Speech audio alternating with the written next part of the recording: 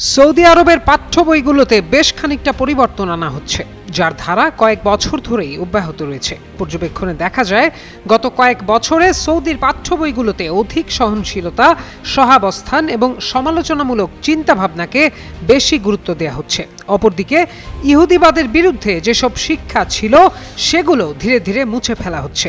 শিক্ষা ব্যবস্থা পর্যবেক্ষক সংস্থা ইম্প্যাক্ট এসই তাদের সবশেষ প্রতিবেদনে তথ্য জানিয়েছে। তারা সৌদিতে 2025-26 শিক্ষাবর্ষে পড়ানো 136টি বই পর্যালোচনা করেছে। এতে দেখা গেছে উগ্রপন্থী এবং বৈষম্যমূলক বিষয়গুলো বই থেকে বাদ দেওয়া হয়েছে।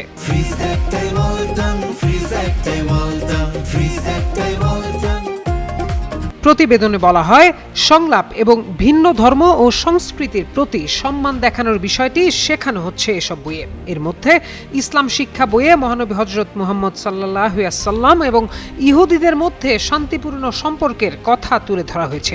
এছাড়া খ্রিস্টান ও আরবের অন্যান্য সম্প্রদায়ের মধ্যে ভালো সম্পর্কের কথাও এখন দেশটির ইসলাম শিক্ষায় পড়ানো হচ্ছে। এর পাশাপাশি ইসলাম অনুযায়ী যুদ্ধে বেসামরিকদের ক্ষতি না করার বিষয়টিও বইয়ে জায়গা পেয়েছে। ইম্প্যাক্ট এসই আরও জানায়, ইহুদি, খ্রিস্টান এবং পারসিক ধর্মের মানুষদের আগে নেতিবাচক হিসেবে দেখানো হলেও এখন সেগুলো মুছে দেওয়া হচ্ছে। অপরদিকে দখলদার ইসরায়েলকে ইহুদিবাদী শত্রু থেকে ইসরায়েলি দখলদার হিসেবে অভিহিত করা হয়েছে পাঠ্য বইয়ে। এছাড়া বইয়ে মেয়েদের ছবিও আগের চেয়ে বেশি স্থান পেয়েছে।